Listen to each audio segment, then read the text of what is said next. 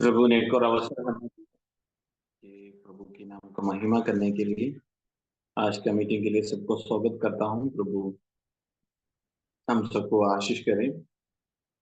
और पिछले दिनों में सभी अच्छा सब कुछ ठीक चला, इसलिए मैं प्रभु का धन्यवाद करता हूँ। और आज एक और बार परमेश्वर का धन्यवाद करना चाहता हूँ कि प्रभु ने हमें इसे अच्छा मौका दिया है, अच्छा मौका दिया जीतने के लिए। जितने भी जुड़े हैं आज है उन सबको परमेश्वर सहायता और मदद करे और उनके जीवन में एक आशीष का कारण हो जाए। हम भी यहाँ पे ठीक है, आपकी प्रार्थना के लिए हम धन्यवाद कहना चाहता हूँ। हम परमेश्वर की दया से हम यहाँ पे सही हूँ, ठीक हूँ।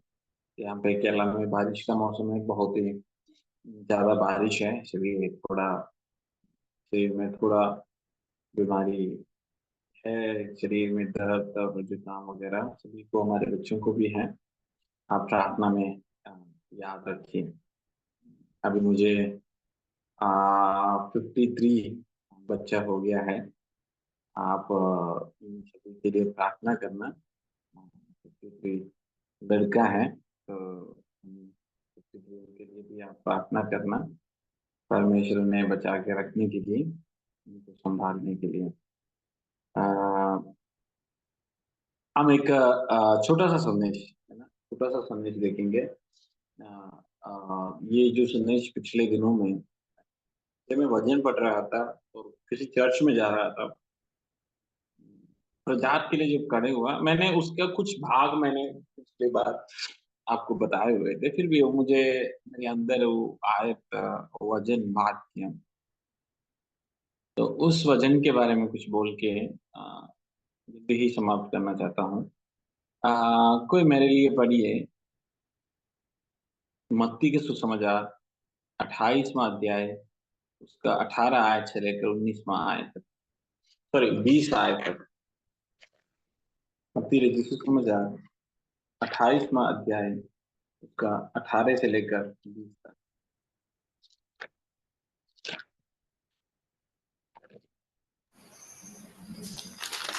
यीशु ने उनके पास आकर कहा, स्वर्ग और पृथ्वी का सारा अधिकार मुझे दिया गया है, इसलिए तुम जाओ और सब जातियों के लोगों को चेला बनाओ और उन्हें पिता और पुत्र और पवित्र आत्मा के नाम से बपतिस्मा दो और उन्हें सब बातें जो मैंने तुम्हें आज्ञा दी है मानना सिखाओ, और देखो मैं जगत के अंत तक सदा तुम्हारे संग हूँ। ओके, ये आयत हमारे लिए बहुत ही सुपरिचित एक आयत है। यहाँ पे लिखा हुआ है कि स्वर्ग और पृथ्वी का सारे अधिकार मुझे दिया गया है, करके भूल कर तुम जाओ और जो कुछ मैंने सिखाया है सिखाओ, बपतिस्मा लो जो विश्वास करते हैं। और आखिरी में एक शब्द कहते हैं कि क्या लिखा हुआ है वो शब्द, और देखो मैं जगत के अंत तक सदा तुम्हारे संग हूँ।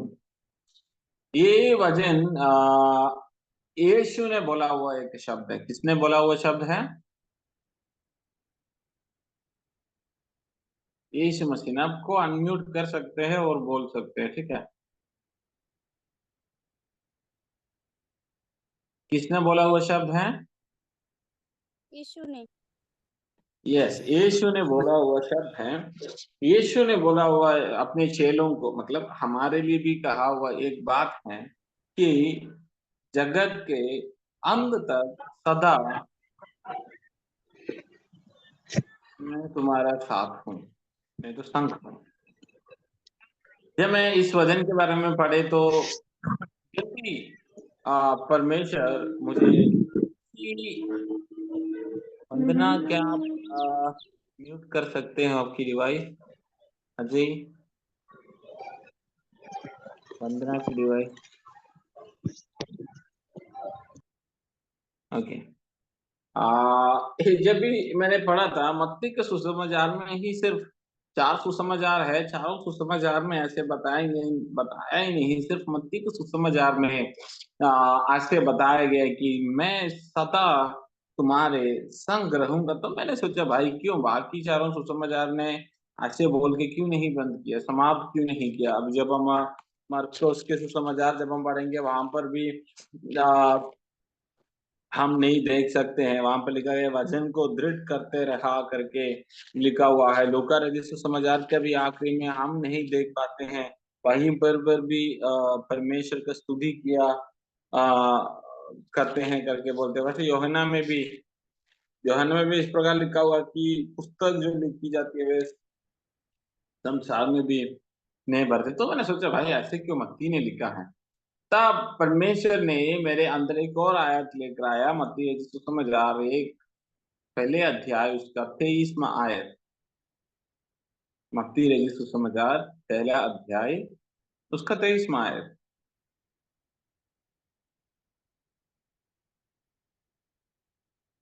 पढ़िए। देखो एक कुमारी गर देखो एक कुमारी गर्भवती होगी और एक पुत्र जनेगी और उसका नाम इम्मानुएल रखा जाएगा, जिसका अर्थ है परमेश्वर हमारे साथ। हाँ, एक क्या बोले हैं वहां पे, एक कुंवारी गर्भवती होगी और एक बच्चे को जन्म देंगे, उनका नाम है इमानुएल, अर्थ परमेश्वर हमारे साथ हैं। मेरी आवाज क्लियर आपको आ रहा है?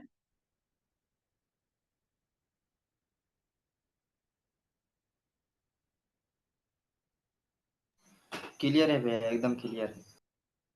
हाँ नहीं, आप लोगों का वीडियो बहुत ही स्लो आ रहा है तो मुझे कंफ्यूजन है कि मेरा नेटवर्क में प्रॉब्लम है आपका नेटवर्क में प्रॉब्लम है।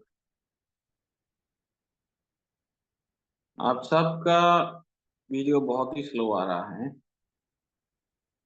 पर आवाज भैया ठीक है। इधर में लाइट नहीं है ना, शायद इसलिए हो ऐसा। नहीं, सभी का इसका नहीं, सबका। इवन आ रहा है अजय का भैया, भी। आवाज आ रही है। ओके ओके ओके ओके, ठीक है।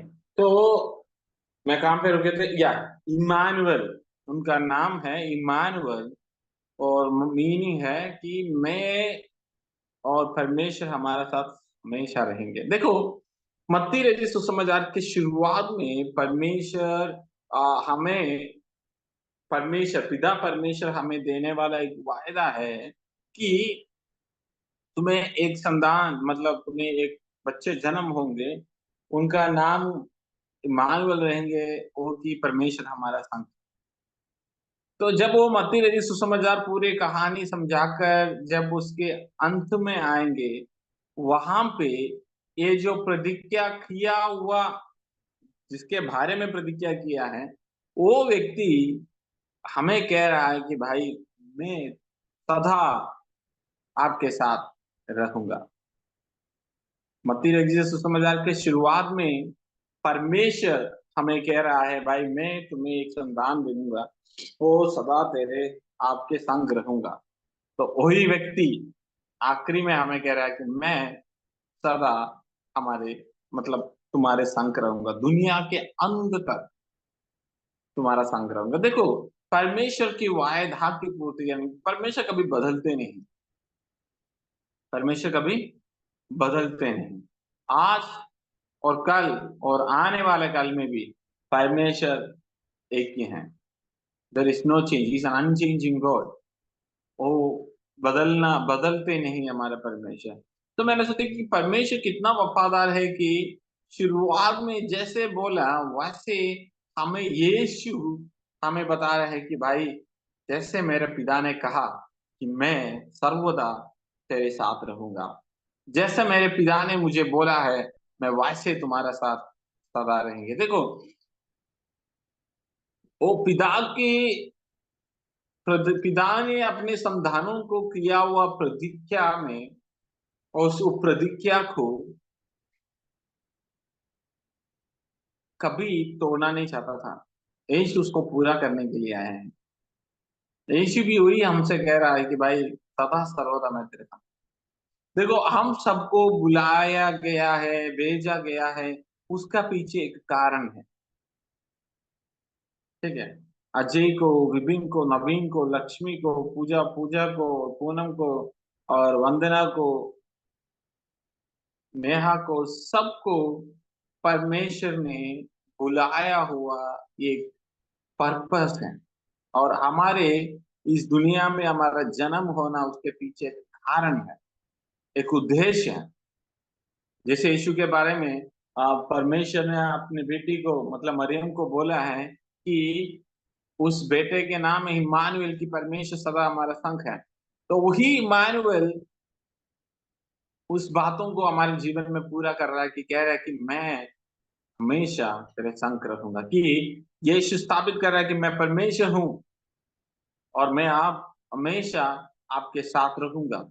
प्रतिज्ञा किया हुआ व्यक्ति भी मैं हूं, और मेरे बारे में ही प्रतिज्ञा किया है करके वो हम पे बता रहा है। एक क्या कहते हैं कि ईश्वर नहीं तो यीशु मसीह के ईश्वरियत के बारे में वहां पे बता रहा है हमें, कि मैंने प्रतिज्ञा किया मेरे बारे में, परमेश्वर और मैं दोनों एक ही है करके। क्योंकि वहां पे बोला कि इम्मानुएल का मतलब है परमेश्वर साथ रहेंगे, और यहाँ पे वही परमेश्वर कह रहा है कि यीशु मैं तेरे साथ रहूंगा। वहां पे प्रतिज्ञा किया हुआ वही परमेश्वर है, जो आखिरी में यीशु वही परमेश्वर है, उसमें बदलाव नहीं है, वो एक ही परमेश्वर करके उस वजन से हमें साबित कर रहा है। और दूसरी बात, हमें भेजा हुआ, हमें एक एक बात के लिए परमेश्वर ने भेजा है। मैं आपको भाई लोग आपको समझाना चाहता हूँ,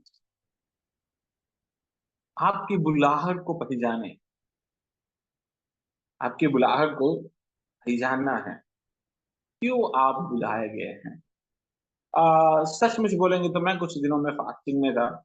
कुछ दिन शाम को खाना खाते थे, कुछ दिन दो बार खाना, एक समय खाना छोड़ के मैं फास्टिंग में रहा। स्टिल मेरी प्रार्थनाओं की उत्तर नहीं मिले, और शरीर में कुछ कमजोरी होने के कारण मैं कुछ दिन रुका, फिर लिया फास्टिंग। कि अब दोबारा मैं प्रार्थना कर रहा हूँ कि परमेश्वर मेरे बुलाहट की आशा क्या है। मतलब सेवगाई में निकल के 10 साल के 10 साल के ऊपर बच्चों के सेवगाई में होकर लगभग 12 साल हो गया हूँ। बाइबल कॉलेज के पढ़ाई के बाद अभी 8-9 साल हो गया हूँ। फिर भी मैं अभी बहुत कुछ कर रहा हूँ प्रभु के लिए, वहाँ यहाँ सारे जो मैं हमसे होगा सब कुछ कर रहा हूँ। पासवान हो गए थे, पासवान थे 3 विषय के, बाइबल कॉलेज में पढ़ाते थे, जवानों की सेवकाई में थे, बच्चों का सेवकाई में थे, और जो प्रचारक की सेवकाई में थे, जो करना सब कुछ कर लिए। जहां भी जो रास्ता में हम कर सकते, फिर भी कुछ दिनों से मेरे अंदर आज से एक बात आ रहे थे, और मैं परमेश्वर से पूछ रहा कि परमेश्वर मेरे बुलाहट की आशा क्या है, मैं किस लिए बुलाया हूँ। बहुत सारे काम हम कर रहा है, और हम प्रभु के लिए ही कर रहा है, दौड़ रहा है। अभी भी यहाँ पे मैं कॉलेज का वार्डन हूँ, यहाँ के मिशन के मैं गाड़ी भी चलाता हूँ, ताकि उनके लिए एक ड्राइवर को नहीं रखना, उतना पैसा बचा पाएंगे, तो मैं वो भी काम कर रहा हूँ। इधर बहुत सारे कर रहा हूँ। फिर भी मेरे अंदर एक बात है कि प्रभु मैं सच में क्यों बुलाए गए हैं, क्यों बुलाए गए। इतने साल के बाद भी हमारे अंदर ऐसे क्या कहते हैं, एक सवाल उठते हैं, सच में प्रभु मैं किस बात के लिए बुलाया गया, क्या है मेरे पीछे का मकसद, मैं मेरे जन्म के और मेरे बुलाहट, मुझे क्यों इस दुनिया पर रखा गया है, ये सब करने के लिए क्या और कुछ है, खास किस लिए बुलाया गया है। प्रभु की बुलाहट के पीछे कुछ खास योजना होगा। प्रभु उस खास बात मुझे बता दीजिए, ताकि मैं वो पूरा करूं। हाँ, ये सच है कि मैं परमेश्वर के लिए ही दौड़ रहा हूँ, दिन रात उसी के लिए ही हूँ। पर सचमुच में आप किस बात के लिए मुझे बुलाए गए हैं, मेरे बुलाहट के पीछे का कारण क्या है, मैं वो समझना चाहता हूँ। तो हमारे सर लोग जब हम बातें करते हैं, उसके बीच में बोले थे यार तेरा बुलाहट, मैं नहीं बोलता हूँ उनसे, तो बोलता तेरी बुलाहट ये है, तुझे यहाँ पे जरूरत है इसलिए बुलाया गया है। कुछ और बुलाते हैं। आजकल मुझे बहुत सारी जगह से ऐसे मैसेज आते हैं, भैया एक पासवान की जरूरत है, उधर से सेवागाई करने के लिए, इधर से सेवागाई करने के लिए। जहां भी बुलाते हैं उस रिक्वायरमेंट और मेरे इसमें जुड़ जाता हूँ, तो मैं सोचता हूँ कि क्या मैं वहां जाऊं, वहां पर भी मेरा वैसे जरूरत है। मैं कंफ्यूजन हो जाता हूँ कि मैं पढ़ने के लिए हमें परमेश्वर ने भेजा, तो ये सब लोग जहाँ भी बुलाते हैं वहां पर भी हमें जाने का दिल करते हैं। प्रभु सच में आप क्या करते हैं हमारे जीवन में? हम ऐसे एक जगह पे आकर रोकते हैं और रुकते हैं कि प्रभु सचमुच आप हमसे क्या करना चाहते हैं। आ,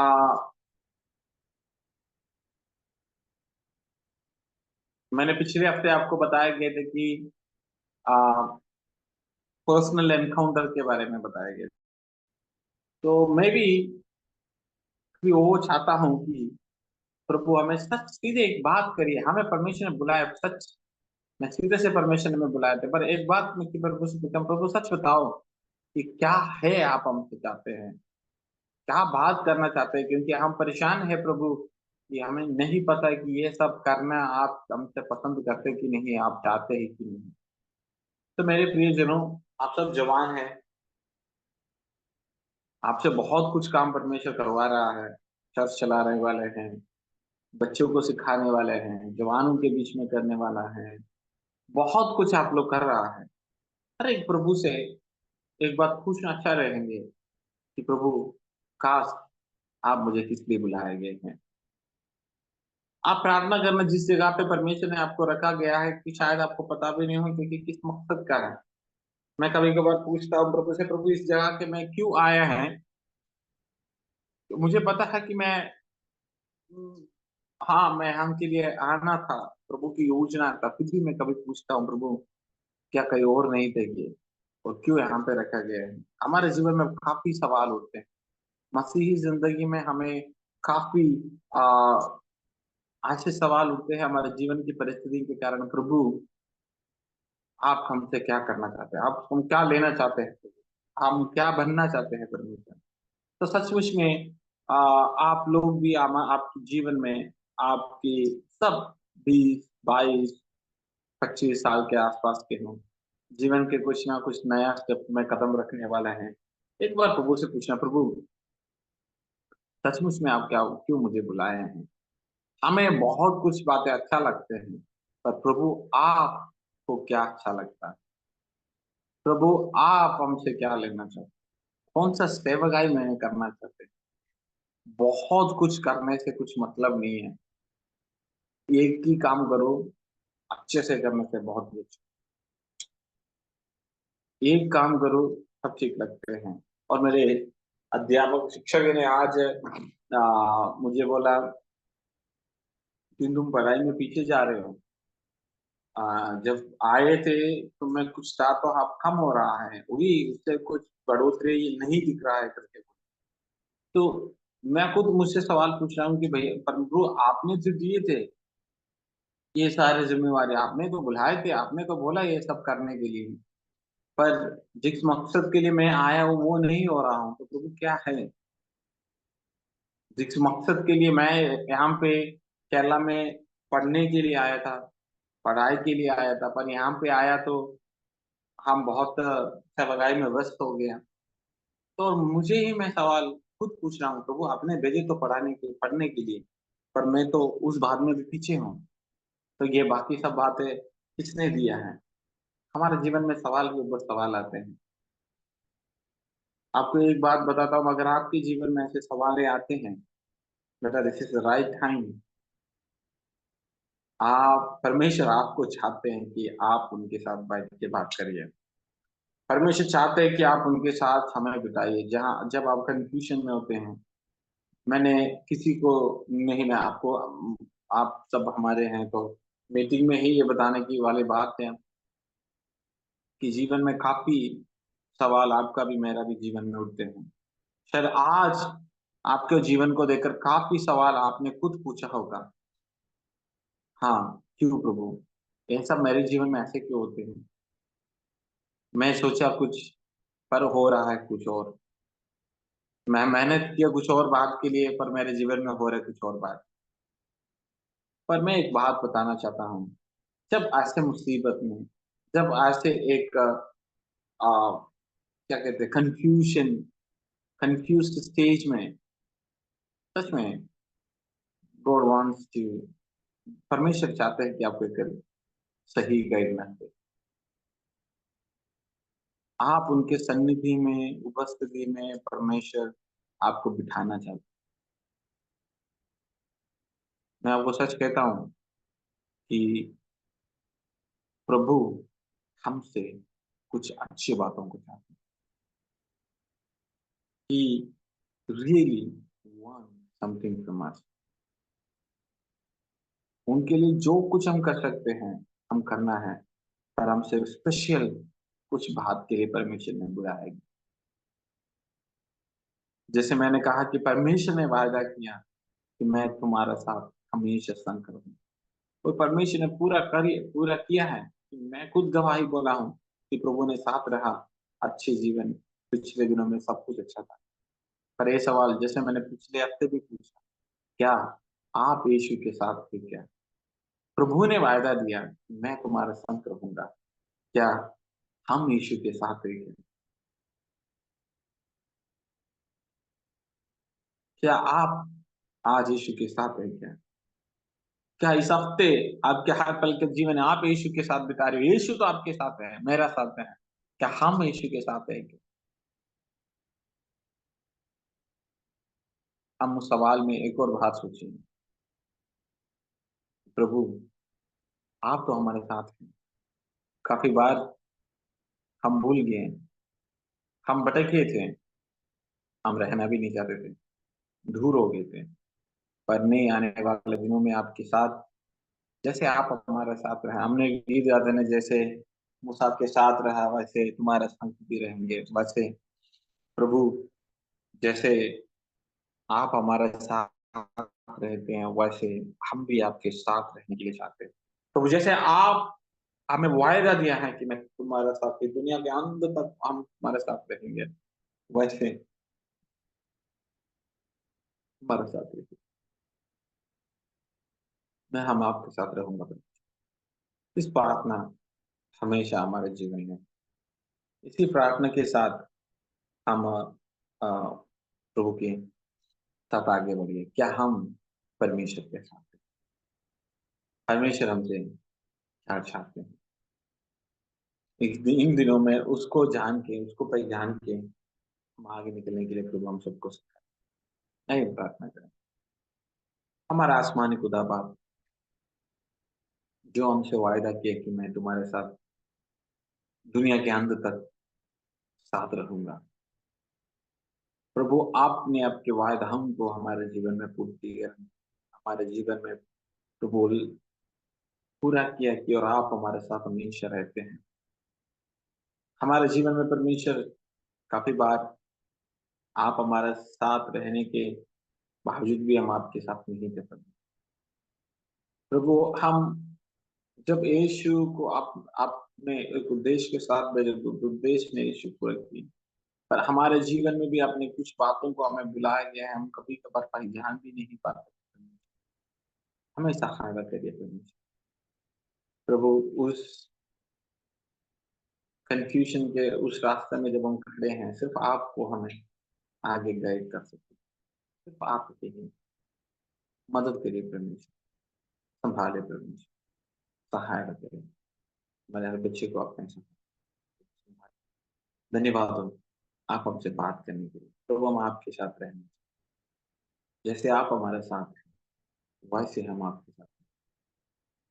हमें सहायता करें यीशु के नाम में, आमीन। Thank you so much. प्रभु हम सबको आशीष करें, परमेश्वर का नाम का महिमा हो। Thank you.